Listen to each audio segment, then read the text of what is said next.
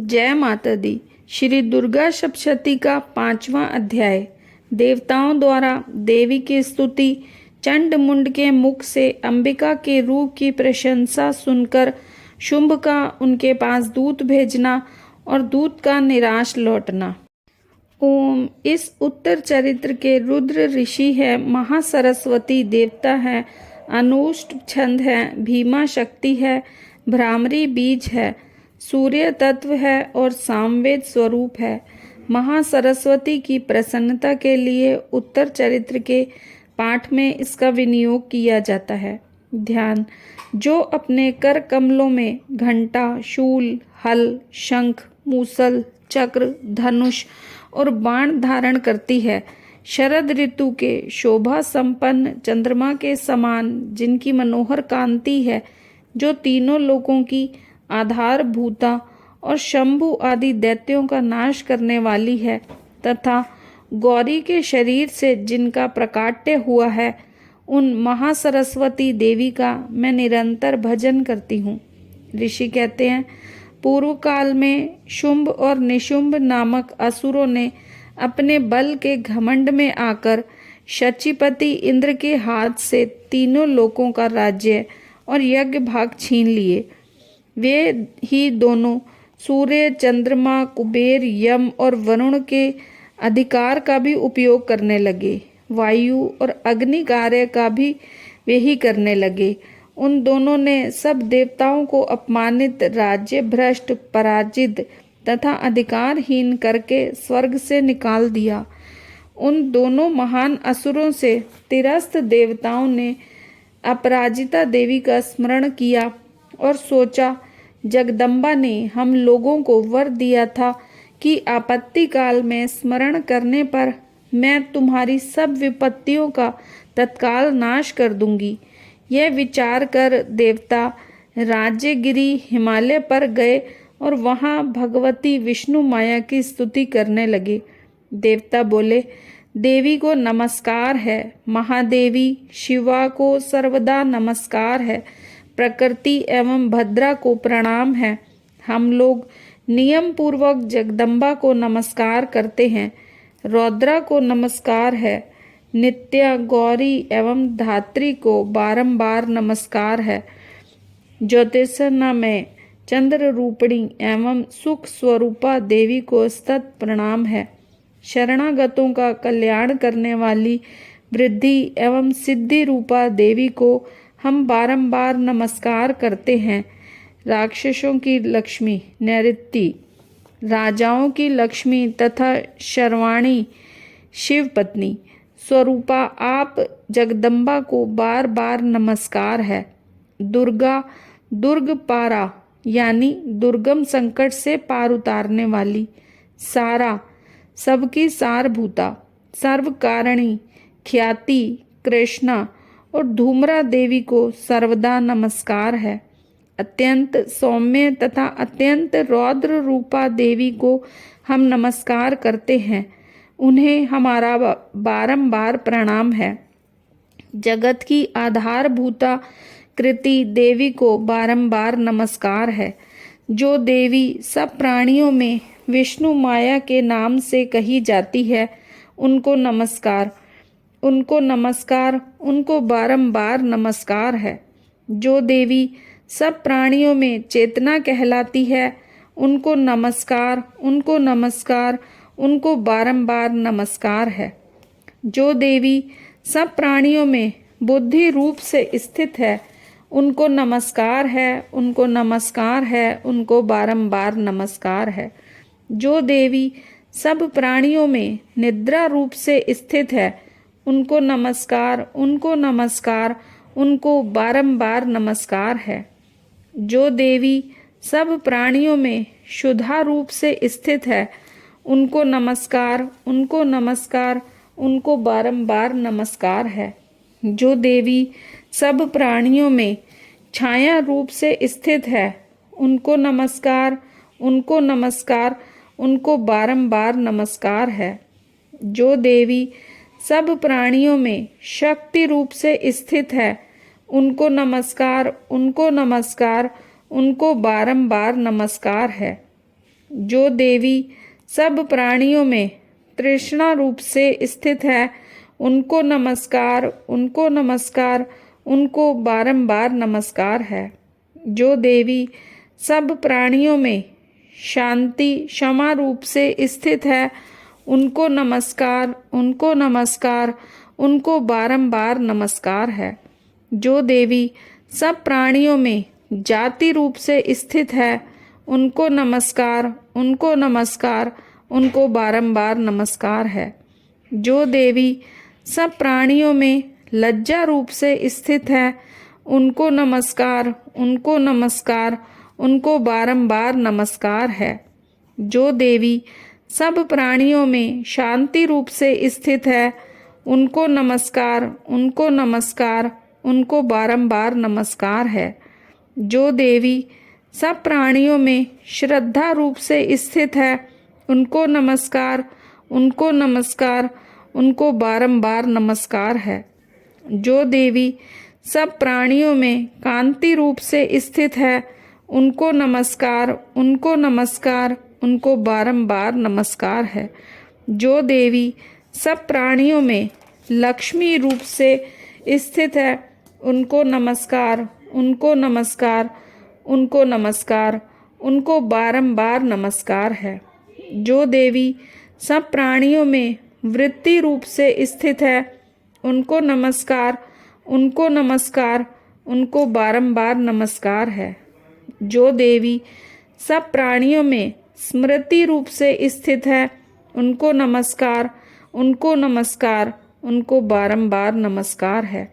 जो देवी सब प्राणियों में दया रूप से स्थित है, उनको नमस्कार, उनको नमस्कार, उनको बारंबार नमस्कार है। जो देवी सब प्राणियों में तुष्टि रूप से स्थित है, उनको नमस्कार, उनको नमस्कार, उनको बारंबार नमस्कार है। जो देवी सब प्राणियों में माता रूप से स्थित है, उनको नमस्कार, उनको नमस्कार, उनको बारंबार नमस्कार है। जो देवी सब प्राणियों में भ्रांति रूप से स्थित है, उनको नमस्कार, उनको नमस्कार, उनको बारंबार नमस्कार है। जो जीवों के इंद्रिय वर्ग की अधिष्ठात्री देवी एवं सब प्राणियों में सदा व्याप्त रहने वाली है, उन व्याप्ति देवी को बारंबार नमस्कार है। जो देवी चैतन्य रूप से इस संपूर्ण जगत को व्याप्त करके स्थित है, उनको नमस्कार, उनको नमस्कार, उनको बारंबार नमस्कार है। पूर्व काल में अपने अभीष्ट की प्राप्ति होने से देवताओं ने जिनकी स्तुति की तथा देवराज इंद्र ने बहुत दिनों तक जिनका सेवन किया, वह कल्याणकारी की साधन भूता ईश्वरीय हमारा कल्याण और मंगल करे तथा सारी आपत्तियों का नाश कर डाले। उद्दंड दैत्यों से सताए हुए हम सभी देवता जिन परमेश्वरी को इस समय नमस्कार करते हैं तथा जो भक्ति से विनम्र पुरुषों द्वारा स्मरण की जाने पर तत्काल ही संपूर्ण विपत्तियों का नाश कर देती है, वे जगदम्बा हमारा संकट दूर करें। ऋषि कहते हैं, राजन, इस प्रकार देवता स्तुति कर रहे थे। उस समय पार्वती देवी गंगा जी के जल में स्नान करने के लिए वहां आईं। उन सुंदर भौहों वाली भगवती ने देवताओं से पूछा, आप लोग यहाँ किसकी स्तुति करते हैं? तब उन्हीं के शरीर कोश से प्रकट हुई शिवा देवी बोली, शंभु दैत्य से तिरस्कृत और युद्ध में शंभु से पराजित हो यहाँ एकत्रित हुए ये समस्त देवता ये मेरी ही स्तुति कर रहे हैं। पार्वती जी के शरीर कोश से अंबिका का प्रादुर्भाव हुआ था, इसीलिए वे समस्त लोकों में कौशिकी कही जाती हैं। कौशिकी के प्रकट होने के बाद पार्वती देवी का शरीर काले रंग का हो गया, अतः वे हिमालय पर रहने वाली कालिका देवी के नाम से विख्यात हुईं। तदंतर शुंभ निशुंभ के भृत्य चंड मुंड वहां आए और उन्होंने परम मनोहर रूप धारण करने वाली अंबिका देवी को देखा। फिर वे शुंभ के पास जाकर बोले, महाराज, एक अत्यंत मनोहर स्त्री है जो अपनी दिव्य कांति से हिमालय को प्रकाशित कर रही है। वैसा उत्तम रूप कहीं किसी ने भी नहीं देखा होगा। असुरेश्वर, पता लगाइए वह देवी कौन है और उसे ले लीजिए। स्त्रियों में तो वह रत्न है, उसका प्रत्येक अंग बहुत ही सुंदर है तथा वह अपने अंगों की प्रभा से संपूर्ण दिशाओं में प्रकाश फैला रही है। दैत्यराज, अभी वह हिमालय पर ही मौजूद है, आप उसे देख सकते हैं। प्रभु, तीनों लोकों में मणि, हाथी और घोड़े जितने भी रत्न हैं, वे सब इस समय आपके घर में शोभा पाते हैं। हाथियों में रत्नभूत ऐरावत, पारिजात का वृक्ष और ये उच्च श्रवा घोड़ा, ये सब आपने इंद्र से ले लिया है। हंसों से जुता हुआ यह विमान भी आपके आंगन में शोभा पाता है। ये रत्नभूत अद्भुत विमान जो पहले ब्रह्मा जी के पास था, अब आपके यहाँ लाया गया है। यह महापद्म नामक निधि आप कुबेर से छीन लाए हैं। समुद्र ने भी आपकी किलगुंजनी नाम की माला भेंट की है, जो केसरों से सुशोभित है और जिसके कमल कभी कुमलाते नहीं हैं। सुवर्ण की वर्षा करने वाला वरुण का छत्र भी आपके घर में शोभा पाता है तथा ये श्रेष्ठ रथ जो पहले प्रजापति के अधिकार में था, अब आपके पास मौजूद है।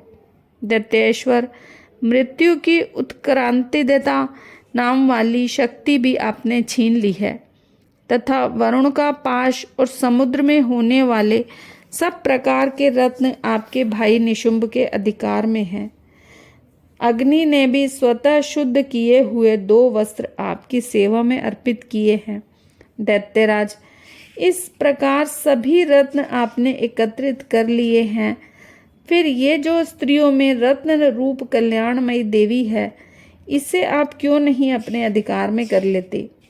ऋषि कहते हैं, चंडमुंड का यह वचन सुनकर शुंभ ने महादैत्य सुग्रीव को दूत बनाकर देवी के पास भेजा और कहा, तुम मेरी आज्ञा से उसके सामने ये बातें कहना और ऐसा उपाय करना जिससे प्रसन्न होकर वह शीघ्र ही यहाँ आ जाए। वह दूत पर्वत के अत्यंत रमणीय प्रदेश में जहाँ देवी मौजूद थी गया और मधुर वाणी में कोमल वचन बोला। दूत बोला, देवी, दैत्यराज शुंभ इस समय तीनों लोकों के परमेश्वर हैं। मैं उन्हीं का बेचा हुआ दूत हूँ और यहाँ तुम्हारे ही पास आया हूँ। उनकी आज्ञा सदा सब देवता एक स्वर से मानते हैं, कोई उनका उल्लंघन नहीं कर सकता। वे संपूर्ण देवताओं को परास्त कर चुके हैं। उन्होंने तुम्हारे लिए जो संदेश दिया है उसे सुनो। संपूर्ण त्रिलोकी मेरे अधिकार में है। देवता भी मेरी आज्ञा के अधीन चलते हैं। संपूर्ण यज्ञों के भागों को मैं ही पृथक पृथक भोगता हूँ। तीनों लोकों में जितने श्रेष्ठ रत्न हैं, वे सब मेरे अधिकार में हैं। देवराज इंद्र का वाहन ऐरावत, जो हाथियों में रत्न के समान है, मैंने छीन लिया है। क्षीर सागर का मंथन करने से जो अश्व रत्न उच्चे श्रवा प्रकट हुआ था, उसे देवताओं ने मेरे पैरों में पड़कर समर्पित किया है। सुंदरी, उनके सिवा और भी जितने रत्नभूत पदार्थ देवताओं, गंधर्वों और नागों के पास थे, वे सब मेरे ही पास आ गए हैं। देवी, हम लोग संसार की स्त्रियों में रत्न मानते हैं, अतः तुम हमारे पास आ जाओ, क्योंकि रत्नों का उपभोग करने वाले हम ही हैं। चंचल कटाक्षों वाली सुंदरी, तुम मेरी या मेरे भाई महापराक्रमी निशुंभ की सेवा में आ जाओ, क्योंकि तुम रत्न स्वरूपा हो। मेरा वरण करने से तुम्हें तुलना रहित महान ऐश्वर्य की प्राप्ति होगी। अपनी बुद्धि से यह विचार कर तुम मेरी पत्नी बन जाओ। देवी ने कहा। ऋषि कहते हैं, दूत के यूं कहने पर कल्याणमयी भगवती दुर्गा देवी को, जो इस जगत को धारण करती हैं, मन ही मन गंभीर भाव से मुस्कुराई और इस प्रकार बोली। देवी ने कहा, दूत, तुमने सत्य कहा है, इसमें तनिक भी मिथ्या नहीं है। शुंभ तीनों लोकों का स्वामी है और निशुंभ भी उसी के समान पराक्रमी है, किंतु इस विषय में मैंने जो प्रतिज्ञा कर ली है उसे मिथ्या कैसे करूं? मैंने अपनी अल्प बुद्धि के कारण पहले से जो प्रतिज्ञा कर रखी है उसे सुनो। जो मुझे संग्राम में जीत लेगा, जो मेरे अभिमान को चूर्ण कर देगा तथा संसार में जो मेरे समान बलवान होगा, वही मेरा स्वामी होगा। इसीलिए शुंभ अथवा महादैत्य निशुंभ स्वयं ही यहाँ पधारें और मुझे जीतकर मेरा ही पाणी ग्रहण कर लें। इसमें विलंब की क्या आवश्यकता है? दूत बोला, देवी, तुम घमंड में भरी हो, मेरे सामने ऐसी बातें न करो। तीनों लोकों में कौन ऐसा पुरुष है जो शुंभ निशुंभ के सामने खड़ा हो सके? देवी, तुम दैत्यों के सामने भी सारे देवता युद्ध में नहीं ठहर सकते, फिर तुम अकेली स्त्री होकर कैसे ठहर सकती हो? जिन शुंभ आदि दैत्यों के सामने इंद्र आदि सब देवता युद्ध में खड़े नहीं हुए, उनके सामने तुम स्त्री होकर कैसे जाओगी? इसीलिए तुम मेरे ही कहने से शुंभ निशुंभ के पास चली जाओ। ऐसा करने से तुम्हारे गौरव की रक्षा होगी, अन्यथा जब वे केश पकड़कर घसीटेंगे तब तुम्हें अपनी प्रतिष्ठा खोकर जाना पड़ेगा। देवी ने कहा, तुम्हारा कहना ठीक है, शुंभ बलवान है और निशुंभ भी बड़े पराक्रमी हैं, किंतु क्या करूं? मैंने पहले बिना सोचे समझे प्रतिज्ञा कर ली है, अतः अब तुम जाओ। मैंने तुमसे जो कुछ कहा है वह सब दैत्यराज से आदर पूर्वक कहना, फिर वे जो उचित जान पड़े करें। इस प्रकार श्री मार्कंडेय पुराण में सावर्णिक मनवंतर की कथा के अंतर्गत देवी महात्म्य में देवी दूत संवाद नामक 5वां अध्याय पूरा हुआ।